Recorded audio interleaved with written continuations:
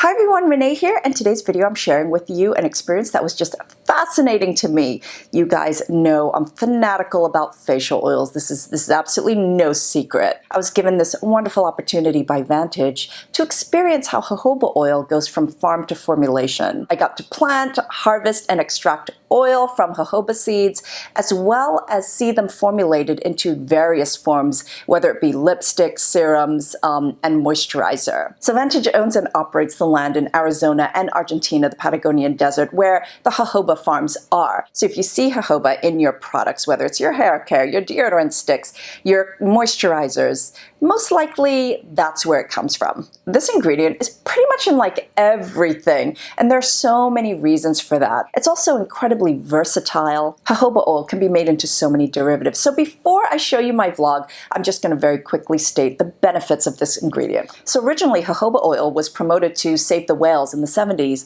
because the structure of the oil is very similar to that of sperm whale oil, which is also made up mostly of wax esters. Structurally, it's not an oil, it's a liquid wax that is rich in fatty acids and fatty alcohols, omega-9s, as well as vitamin E as well. These wax esters are very similar to the ones found in our human sebum, which is why it doesn't have the same oiliness or greasiness as regular oils, and it tends to feel sort of more cosmetically elegant because it just sort of sinks into the skin. It's such a great ingredient because it's universally compatible across many and all skin types. This is one of the more sustainable and environmentally friendly natural ingredients. I mean, first of all, it grows in an arid desert climate, so it requires a lot less water than many other plants, but also it's farmed on marginal lands as well. The shrubs themselves also have a very long lifespan because they continue to grow even after the seeds have been harvested. And they're also very resistant to environmental factors and weather, heat.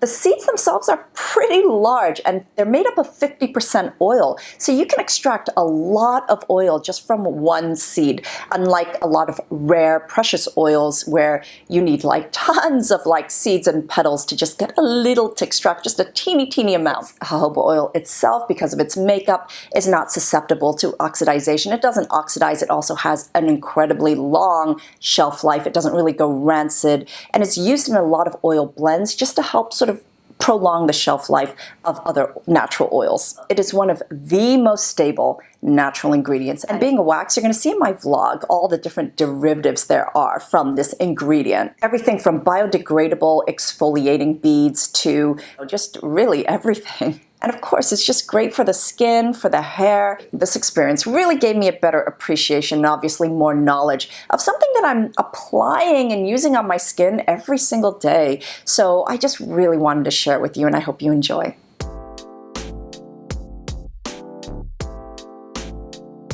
Here we are in Arizona, headed to the jojoba farm.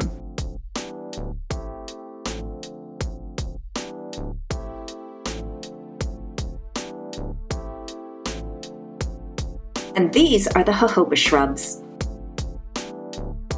These are full of seeds which we are going to plant.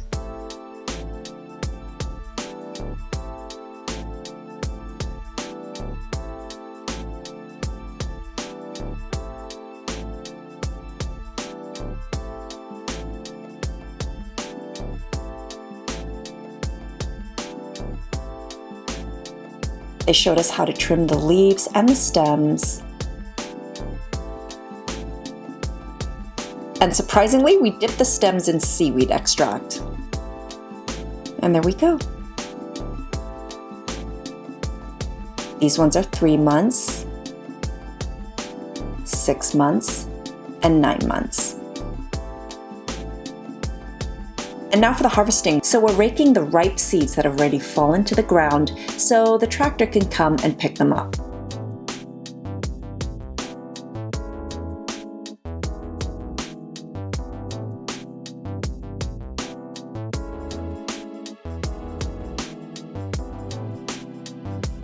So this is what a ripe jojoba seed looks like. They're actually really large. They're like really large coffee beans. 50% of the seed is jojoba oil.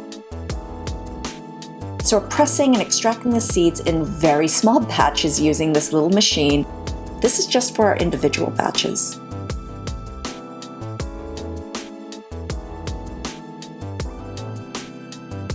everything is cold pressed and extracted, and we're getting ready to filter the oil.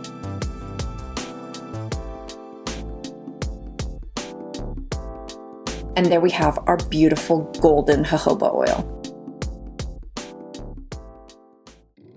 Then I got to go to the labs where they put the jojoba oil in formulations.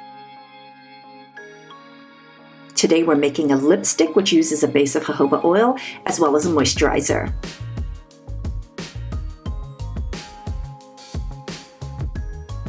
What you see here are the many different derivatives of jojoba oil. You've got the different esters, some of which are better for certain formulas than others. You've also got jojoba butter. There's also jojoba milks, gels, glazes, and of course the biodegradable exfoliating beads. These are jojoba flakes that can be used in more structured balms. So this is a recipe we're testing for a jojoba-based lipstick. The specific ester used here is one that will create a light, elegant glide and a beautiful shine. This is like cooking. Everything is about the right temperature. Once it hits 75 degrees, we pour it into the mold. And now freeze for 20 minutes. We were worried about this coming out of the mold perfectly because the recipe was recently adjusted for more jojoba. But it was a success. So this is just a basic prototype, but to create that sort of a flawless, shiny surface, we would use a Bunsen burner. So I'm testing this new lipstick against one that has no jojoba oil in the formula. And there was a distinct difference between the two. The one with jojoba just glided beautifully, was so silky, and a great color payoff.